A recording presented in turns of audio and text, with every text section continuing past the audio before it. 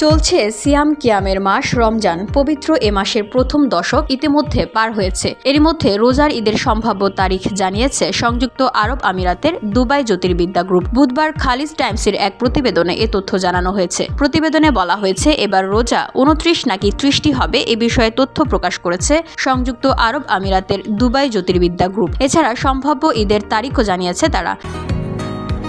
বসুন্ধরা, উত্তরা, বনশ্রী, কুড়িল ও বাড্ডা সহ রাজধানীর বিভিন্ন স্থানে অভিজাত ও অত্যাধুনিক মানের ফ্ল্যাট কেনার এক নির্ভরযোগ্য প্রতিষ্ঠান প্লেজেন্ট প্রপার্টিজ লিমিটেড।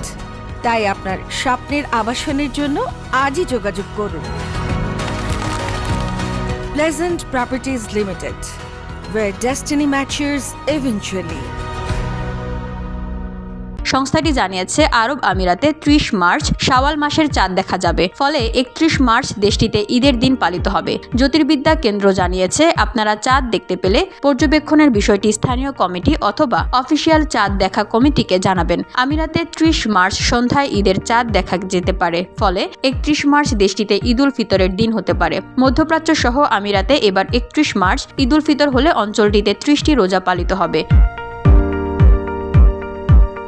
গত 28 ফেব্রুয়ারি সন্ধ্যায় রমজানের চাঁদ দেখা যায়। ফলে 1 মার্চ থেকে অঞ্চলটিতে রমজান মাস শুরু হয়। খালিজ টাইমস জানিয়েছে, আমিরাতের চাঁদ দেখা কমিটি আগামী 29 মার্চ শাওয়াল মাসের চাঁদ অনুসন্ধান শুরু করবে। ওই দিন দেশটিতে 29তম রোজা হবে। প্রতিবেদনে বলা হয়েছে, রমজানে যদি 30 রোজা হয় তাহলে আমিরাতে মুসল্লিরা এবার 5 দিনের ছুটি পাবেন।